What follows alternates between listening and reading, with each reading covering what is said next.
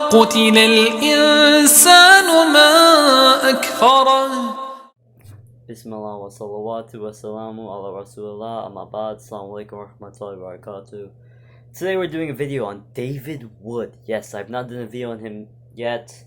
I really didn't want to do a video on him, but he said some things about Muhammad Ali that I really needed to clarify. So let's just get into the video. To Cassius X, then to Muhammad Ali. Why did he change his name? Let's let him answer. Why don't you like to be called Clay anymore? No, Clay was not my name. Once we follow, believe, understand the teachings of the Honorable Elijah Muhammad and come into knowledge of ourselves, then we want to be called after names of our people, which are names that fit us black people. And Clay was a white man's name. It was a slave name. And I'm no longer Clay. I'm no longer a slave. So now I'm Muhammad Ali. Now it brings up this clip of Muhammad Ali saying he changed his name because it was a slave name and he changed it for his people. Now, as you guys may or may not know, Nation of Islam is a deviant group and many consider them non-Muslim.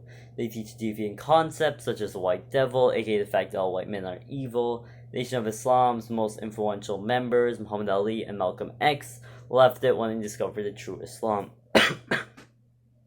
Regardless, we know at this point in time, Muhammad Ali was really deceived by the likes of Elijah Muhammad. Now let's continue. And let's not forget that Arabs can exhibit a variety of shades and tones. Here's an example of an Arab. Looking at this picture, you may be wondering, did Opie Taylor grow up and convert to Islam? No, this is Sheikh Muhammad al-Yaqubi, the 34th grandson of Muhammad, the Prophet of Islam. Okay, so he references Sheikh Muhammad al-Yaqubi as sort of being pure Arab, which isn't really a term, but you forget that Sheikh Muhammad al-Yaqubi is actually Moroccan. He has Moroccan ancestry, even though he lives in Syria currently, which explains his lighter skin tone. This isn't proof of Prophet Muhammad being white, okay? Just because your descendant is white does not mean you are white. That makes no sense. Because according to this logic, Prophet Muhammad should be like really dark skin like Hajar.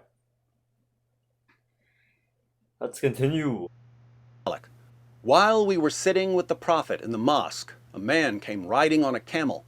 He made his camel kneel down in the mosque, tied its foreleg, and then said, "Who amongst you is Muhammad?"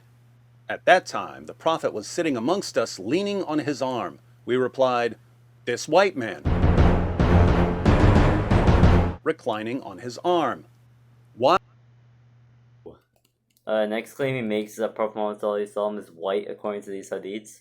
Prophet Muhammad was, however, not Caucasian white. He was like brown, so he was considered white to the Arabs. That was their definition of white. That's how he was the lightest among them. In comparison, the Caucasian Romans were called yellow because of their Bukhari, number 7263. Narrated Umar, I went to the house of the Prophet, and behold, Allah's messenger was staying in a mashraba, and a black slave of Allah's messenger was at the top of its stairs. I said to him, "Tell the Prophet that here is Umar bin al-Khattab." Then he admitted me. Sahih. their blonde hair. His next claim is about black slaves. Now, for those who don't understand, slaves are treated with dignity in Islam. Slaves are war prisoners who are given a chance to work for amount of time before being released. If you hit your slave, you have to free him. You have to feed him, give him good clothes, and also, you can't hit him. If you hit him, you have to free him. I think I already said that. We're going to ignore that. Many slaves in Islamic history rose to great positions, such as the Mamluks who ran an entire empire. It's also worth noting, according to Islamic law, if you become Muslim, you're no longer a slave. Being a slave is not only exclusive to black people, there are also Persian and Arab slaves. So, David Wood is kind of stupid. He also makes it out to be Islam being racist, but I suggest all of you look up Prophet Muhammad's last speech and the great Sahabi Bilal radiallahu anhu. Muhammad Ali was named Cassius Marcellus Clay, Jr. His father was Cassius Marcellus Clay Sr., who was named by his father, Herman Heaton Clay. Why did Herman name his son Cassius Marcellus Clay? He gave his son that name in honor of the 19th century Kentucky abolitionist Cassius Marcellus Clay, who freed the slaves he inherited from his father and donated the land that was used to build Berea College, a college that accepted students of all races from its founding in 1855.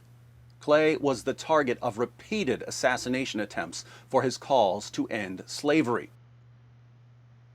Now he points something out about Cassius Clay being a great abolitionist of slavery, which is true, but to Muhammad Ali, it was a son of colonialism and destruction of his culture and people. Now it's Islam's fault. No, it's not. It's the Nation of Islam's fault who wrongly portrayed Cassius Clay like this. Now his ending statement just rely on the claims I just wrote earlier, so that's about it for this video. Yeah, this one's much shorter than most, but I think it was a good video to make. Assalamu alaikum wa rahmatullahi wa barakatuhu. Stay safe.